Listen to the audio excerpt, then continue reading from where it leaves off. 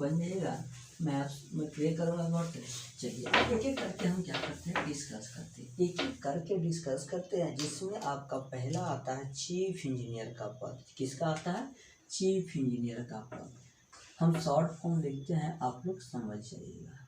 Chief engineer, पहले हम जानते हैं कि चीफ इंजीनियर है क्या। उसके बाद जो फंक्शन जानना है, जितने भी आपको फंक्शन ऑफ पर्सन बताए जाएंगे, फंक्शन ऑफ पर्सन बताए जाएंगे, वो आपके एग्जाम और भी से क्या होंगे, पीवीआई होंगे। और यह आपको 4 मार्क्स में पूछेगा। अब ये बात नहीं है कि चारों पूछेगा, या तो पूछेगा कि what is the function of chief engineer, या what is the function of divisional officer. Divisional officer किसको बोलते हैं? असिस्टेंट इंजीनियर को, सब डिविजनल असिस्टेंट को, ठीक है। सो एजुकेटिव इंजीनियर डिविजनल ऑफिसर को बोला जाता है। या तो what is the function of junior engineer. देखिए सबसे पहले जानते हैं हम चीफ इंजीनियर होता है क्या। अगर बोला जाए जनरल सा सेंस में आपके लैंग्वेज में, तो जो चीफ इंजीनियर होता है वो घर का मालिक है। मतलब घर का मालिक है चीफ इंजीनियर। यानी सारा का सारा जो टेक्निकल काम होता है, टेक्निकल काम होता है, कंस्ट्रक्शन काम होता है, वह सबसे मालिक, मेन ऑनर किसका होता है? Chief engineer. यानी ये जो चीफ इंजीनियर है, इसको डायरेक्ट कॉन्टैक्ट रहता है गवर्नमेंट से। यानी आप जूनियर इंजीनियर बन के कभी भी गवर्नमेंट से नहीं जा सकते हैं मिलने कि हमको सर ए बिल पास कराना है, ए कॉन्ट्रैक्ट पास करना, आपको कभी भी नहीं जाने दिया जाएगा। तो चीफ इंजीनियर जो होता है वह डायरेक्ट गवर्नमेंट से कॉन्टैक्ट करता है, कॉन्टैक्ट के थ्रू गवर्नमेंट से अपना यह बिल प्रस्ताव को रखता है।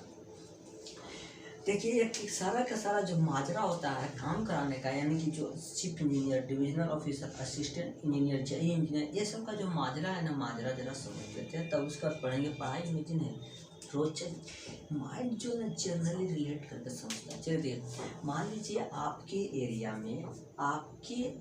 में मान लीजिए कि पुल बनने की रिक्वायरमेंट है, आपके एरिया में ब्रिज बनने की रिक्वायरमेंट है, ब्रिज बनने की रिक्वायरमेंट है, यानी उस जगह ब्रिज की बहुत बड़ी डिमांड है। तो आपके जो डिस्ट्रिक्ट के डीएम होंगे, वो बुलाएंगे किसको? जूनियर इंजीनियर को। यानी डिस्ट्रिक्ट के डीएम होंगे, उस डिस्ट्रिक्ट में पंचायत होगा, उस पंचायत के जो जूनियर इंजीनियर होंगे, जैसे कि आप होंगे, सपोज आप होंगे, अभी है नहीं फिलहाल, तो देखिए उस मतलब उस पंचायत के प्रखंड के जो डीएम, उस डिस्ट्रिक्ट के जो डीएम होंगे, उस प्रखंड के, जिस प्रखंड में इसकी रिक्वायरमेंट है, उस प्रखंड के इंजीनियर को बुलाएंगे और बोलेंगे कि सर वहाँ पर देखिएगा, वहाँ एस्टीमेट तैयार कीजिए, हमको पुल बनाने की रिक्वायरमेंट है, क्या क्या खर्चा होगा, मटेरियल, ये सब एस्टीमेट हमको बना के दीजिए। एस्टीमेट 2 तरह होता है, हम जानेंगे इसी में, ठीक है। तो एस्टीमेट हम जनरली समझिए सेंस की एस्टीमेट हमको तैयार है, बनाना है। तो जूनियर इंजीनियर जाएगा, एरिया को सर्वे करेगा, एस्टीमेट दे देगा। अब यह जो डीएम होंगे वो जाएंगे असिस्टेंट इंजीनियर पास। असिस्टेंट इंजीनियर पास जाएंगे, यानी कि जिसको आप सब डिविजनल ऑफिसर कहते हैं, उनको एक लेटर दे देंगे, एस्टीमेट दे देंगे कंस्ट्रक्शन का, कहेंगे 150।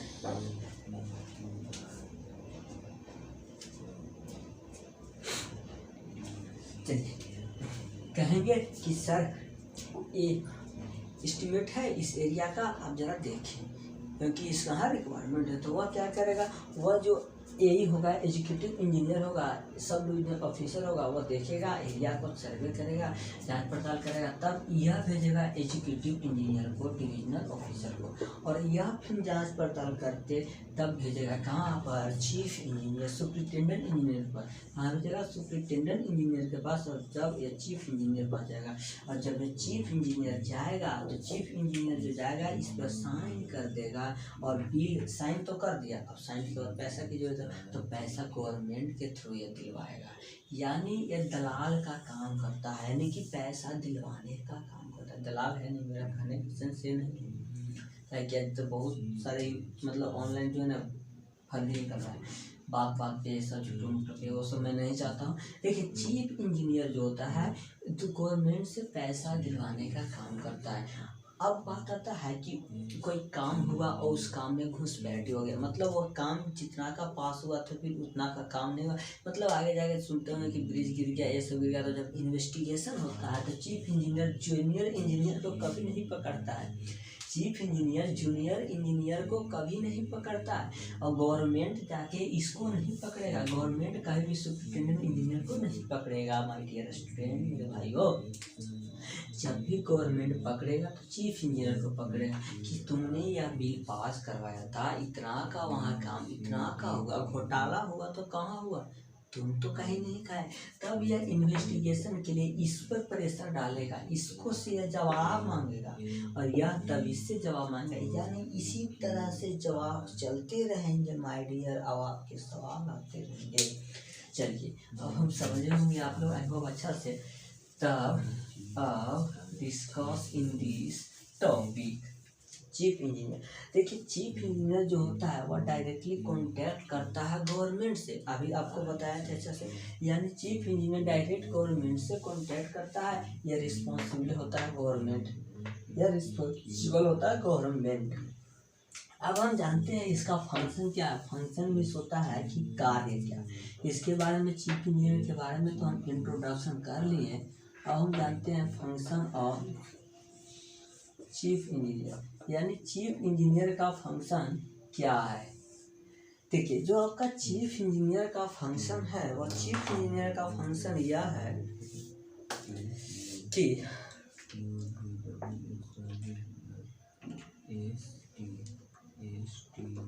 चलिए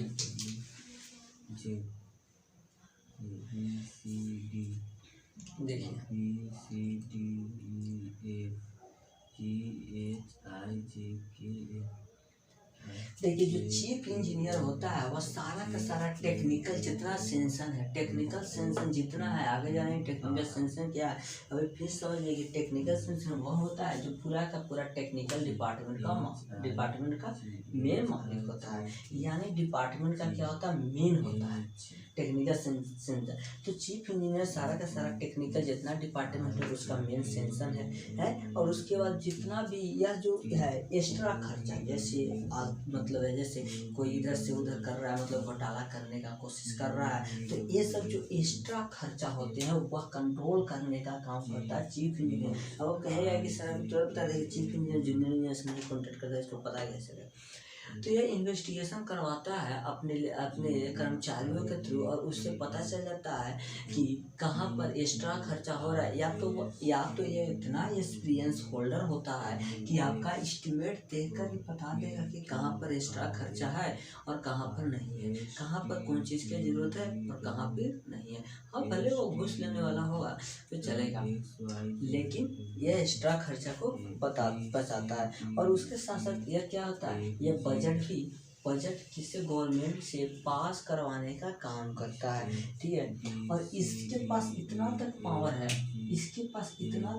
है, कि मटेरियल को स्टॉक जैसे गवर्नमेंट अपना स्टॉक रखती है। स्टॉक में जैसे अभी देखिए लॉकडाउन फिलहाल था, देखिए कि नरेंद्र मोदी घर घर राशन दे रहे थे, या तो जहीं कहीं राशन का कैंप लगाए थे, तो क्या वो एक एक टूर राशन खरीदते थे, नहीं, वो अपने स्टॉक में राशन रखे रहते हैं, जब देश के विपत्ति आता है तब निकालते हैं। तो उसी तरह से यह भी मटेरियल को स्टॉक किया रहता है गवर्नमेंट या तो चीफ इंजीनियर। और जब इमरजेंसी सेवा आता है तो ये 30,000 तक, कितना तक, 30,000 तक यह क्या कर सकती है, 30,000 तक ये मटेरियल को परचेज कर सकती है वन टाइम, बस एक टाइम में ही। और इसके पास इतना पावर आता है कि जितना भी पैसा का डिपॉजिट होना है, यानी जितना भी पैसा का ट्रांसफर होना है, यानी कि देना है वर्क के से रिलेटेड वर्क कराने के लिए, सारा का सारा यह इसके पास जिम्मा जाता है, यानी कि चीफ इंजीनियर। तो इससे यह जाहिर होता है कि आपको समझ में आया होगा, आई हो आशा करते हैं। चलिए प्यारे भाइयों आप इसको नोट डाउन कर लीजिए।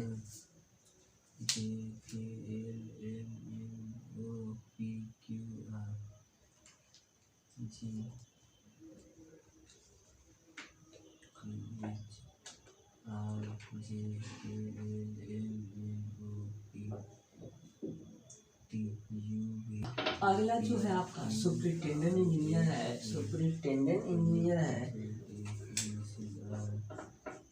जरा इसके बारे में तो समझ ले हम। देखिए, ये जो सुपरिटेंडेंट इंजीनियर होता है, ये आपको गवर्नमेंट से डायरेक्ट ना कांटेक्ट करेगा, ना गवर्नमेंट इससे डायरेक्ट कांटेक्ट करेगी। या करेगा जब भी तो चीफ इंजीनियर से कांटेक्ट करेगा गवर्नमेंट, चीफ इंजीनियर को इधर गड़बड़ घोटाला, जैसे राशन घोटाला ला लो। तो यह जो सुपरिटेंडेंट इंजीनियर है वो चीफ इंजीनियर से कांटेक्ट करता है, और यह जो रिस्पॉन्सिबल होता है वो चीफ इंजीनियर ही इसके लिए रिस्पॉन्सिबल होता है।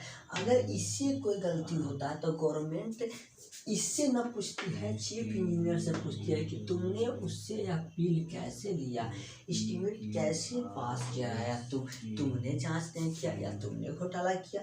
तो यह चीफ इंजीनियर इसका रिस्पॉन्सिबल लेता है। चलिए नोट कर लीजिए इसको भी आप लोग। चलिए अब हम जानते हैं फंक्शन ऑफ सुपरिटेंडेंट इंजीनियर कि इसका फंक्शन क्या होता है। Function of superintendent engineer. तो फंक्शन ऑफ सुपरिटेंडेंट इंजीनियर क्या होता है, देखिए, यह रिस्पॉन्सिबल होता है इसलिए तो मतलब यह जब भी, देखिए सबसे पहला पॉइंट तो यह जब भी अपना एस्टीमेट फॉर्मेट करेगी, यानी चीफ इंजीनियर के पास देगी, सबमिट करेगी, उससे पहले आइटम का रेट, आइटम की क्वालिटी, आइटम के टाइप्स, स्पेसिफिकेशन मिलेगी, सारा का सारा ये चेक करके देगी, नहीं तो रिस्पॉन्सिबल इसी की होगी। यानी ये जितना भी काम करती है सबमिट करने से पहले सारा का सारा क्या करती है, चेक करती है चीफ इंजीनियर को देने के पहले। आगे देखिए, हाँ, और दूसरा में क्या करती है कि यह भी चेक करती है कि इसका रूल क्या है, रेगुलेशन क्या है, यानी इस कॉन्ट्रैक्ट का रूल रेगुलेशन सारा का सारा चेक करके देती है किसको, तो चीफ इंजीनियर को। यानी ऐसा अगर कहे तो जितना काम कराने का रिस्क है सुपरिटेंडेंट इंजीनियर के पास ही जाता है। यानी यह रूल रेगुलेशन वर्क के अनुसार देखेगा कि इंस्ट्रूमेंट की कमी क्या है, ये सब यह देखता है सुपरिटेंडेंट इंजीनियर। इसके बाद यह भी देखता है भाई डियर कि यह देखता है कि एस्टीमेट जो बना है वह सही बना है कि गलत बना है, एस्टीमेट में कहीं घोटाला तो नहीं। ये सब सारा का सारा देखने का जिम्मा सुपरिटेंडेंट इंजीनियर को ही है। तो आई होप आप समझे होंगे, इसको नोट कीजिए। अगला हम जानते हैं अब एग्जीक्यूटिव इंजीनियर जो आपका डिविजनल ऑफिसर होता है।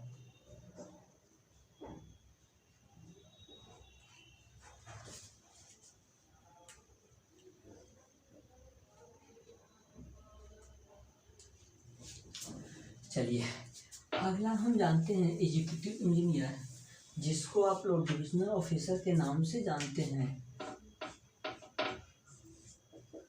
एग्जीक्यूटिव इंजीनियर या डिविजनल ऑफिसर, देखिए ये जो एग्जीक्यूटिव इंजीनियर या डिविजनल ऑफिसर है, यह जो होता है वो कॉन्टैक्ट करता है ना चीफ इंजीनियर से ना ही सुपरिटेंडेंट इंजीनियर से। हाँ देखिए, ये जो एग्जीक्यूटिव इंजीनियर है या तो डिविजनल ऑफिसर है, यह कॉन्टैक्ट करता है किससे, तो यह करता है सुपरिटेंडेंट इंजीनियर से, न कि करता है किससे, चीफ इंजीनियर और गवर्नमेंट से।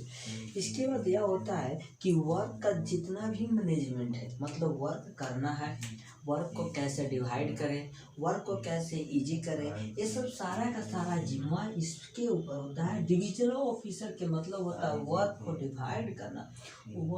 डिवाइड करना। जैसे आपके घर में शादी है तो शादी में डिफरेंट को काम डिफरेंट दिया जाता है। इसी तरह से इस डिविजनल ऑफिसर का काम ही है वर्क को डिवाइड करना, एस्टीमेट को चेक करना, मैनेजमेंट को चेक करना। सुपरिटेंडेंट इंजीनियर का यह काम है।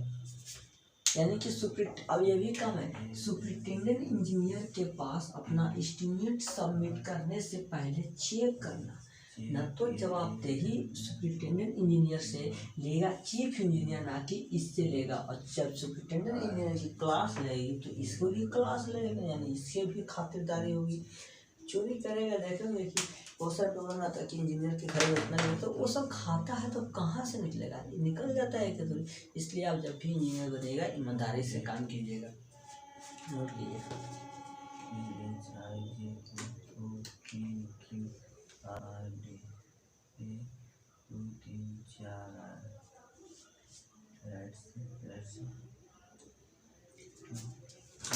चलिए अब जानते हैं इसका फंक्शन क्या है, डिविजनल ऑफिसर का फंक्शन के बारे में जानते हैं।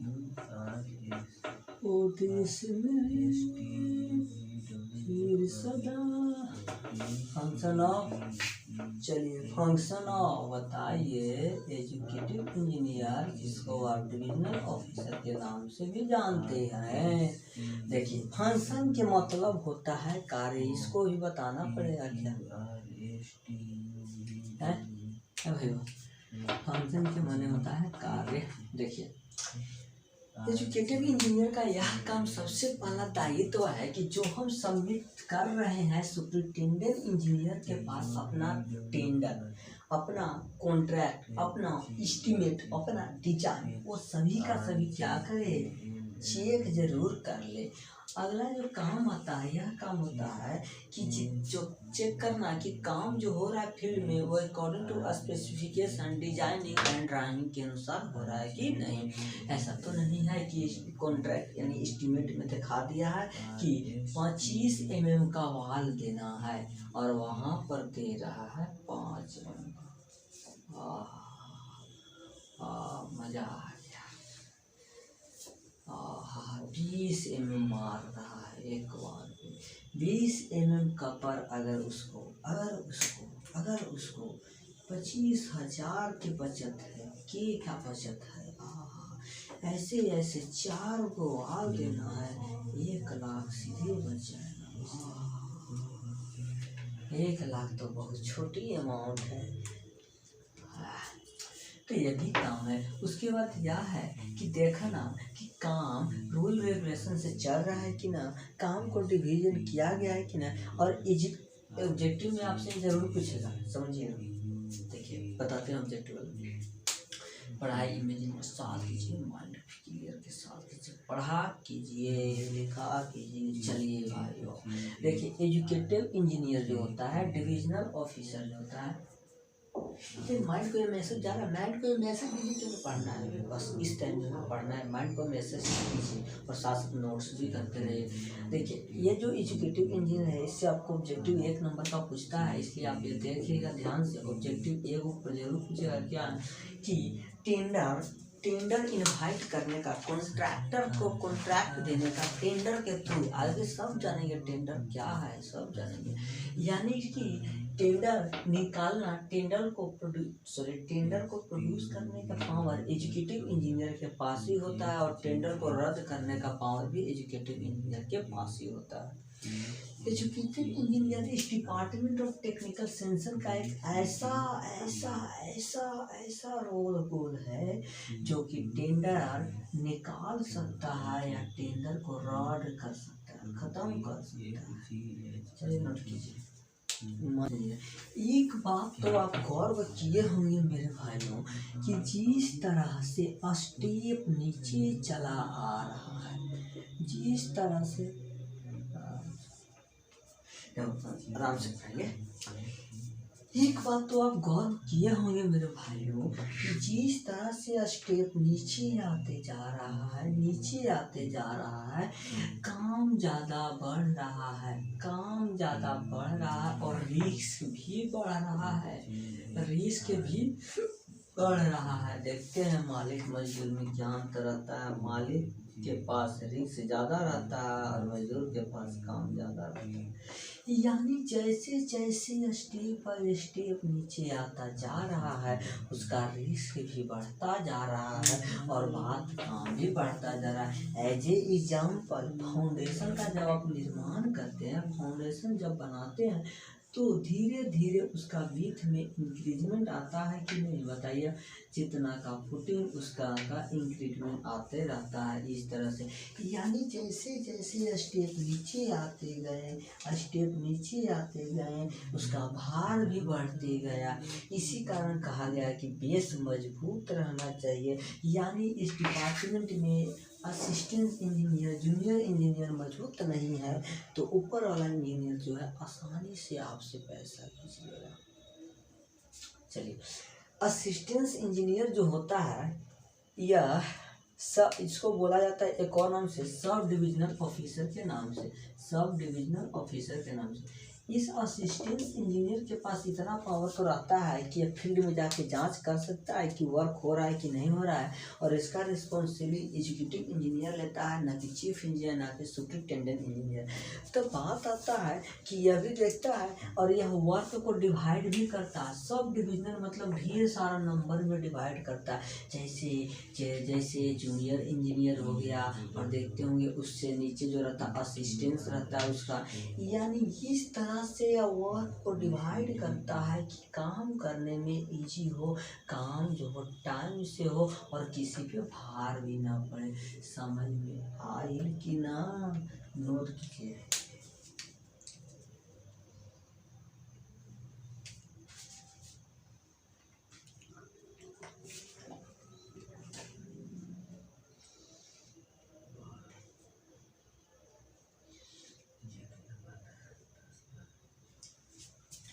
चलिए इसका फंक्शन जानते हैं हम लोग।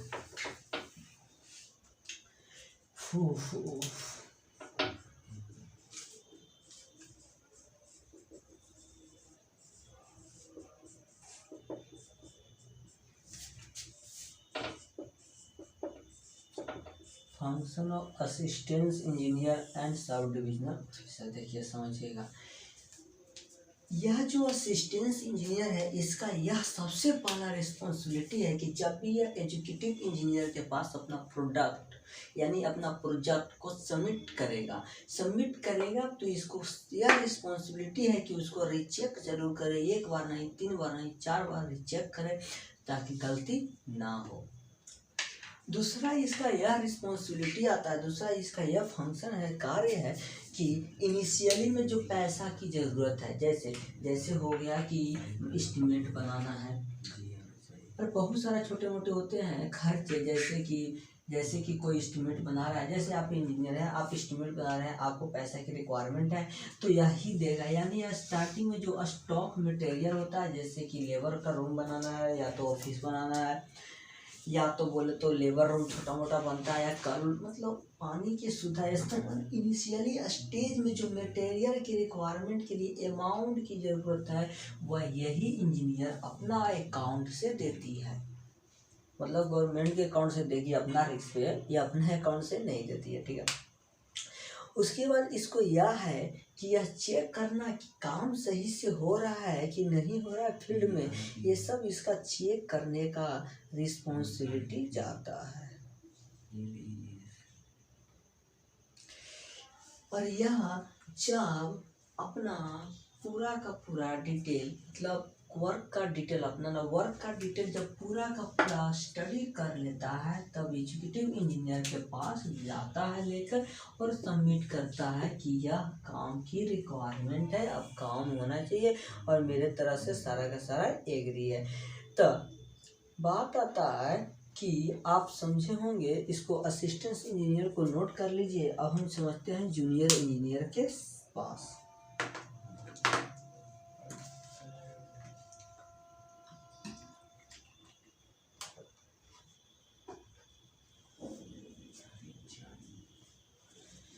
चलिए नोट कीजिए।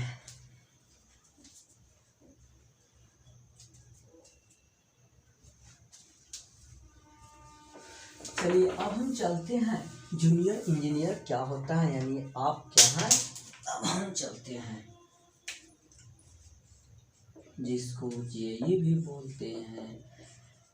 यह जो जूनियर इंजीनियर है इसकी तो सबसे ज़्यादा रिस्पॉन्सिबिलिटी है, यानी पैसा भी कम कमाओ और पद भी कम है और रिस्पॉन्सिबिलिटी भी ज़्यादा है। मज़ा आएगा। जितना रिस्पॉन्सिबिलिटी इसका है उतना किसी का नहीं है। क्योंकि सारा का सारा फील्ड में काम करवाना और करना और उसके साथ साथ देख रेख करने का रिस्पॉन्सिबिलिटी इसका हो जाता है। और इसका जो रिस्पॉन्सिबिलिटी लेता है आपका असिस्टेंट इंजीनियर लेता है, ना कि चीफ, ना ही सुपरिटेंडेंट ऐसा। और यह जो होता है, अब इसका जो फंक्शन है, इसका जो फंक्शन है, साथ साथ फंक्शन भी समझेंगे। इसका जो फंक्शन है, जूनियर इंजीनियर का जो फंक्शन है यह है कि वर्क जो हो रहा है वह work according to specification drawing designing के अनुसार हो रहा है कि नहीं, रूल्स रेगुलेशन के अनुसार हो रहा है कि नहीं।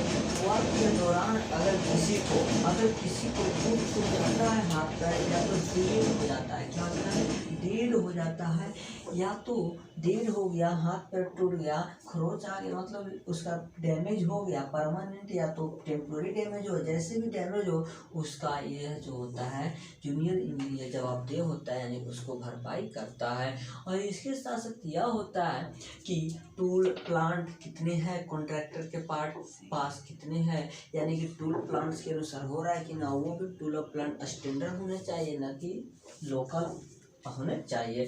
सारा का सारा जवाबदेही यही जाता है, यानी कि जूनियर इंजीनियर एक ऐसा एकलौता वारिस है इस पूरे डिपार्टमेंट का जो सबसे ज़्यादा भार बोझा लिया रहता है, सबसे ज़्यादा वर्क करता है। तो आप इसको नोट कर लीजिए मेरे प्यारे भाइयों। और जो अगले वीडियो होगा आपके साथ अगला लेक्चर के साथ आएंगे, आशा करते हैं कि आप समझे होंगे। तो अगले दिन हम आपसे मिलेंगे। Bye bye, tata, see you, love you.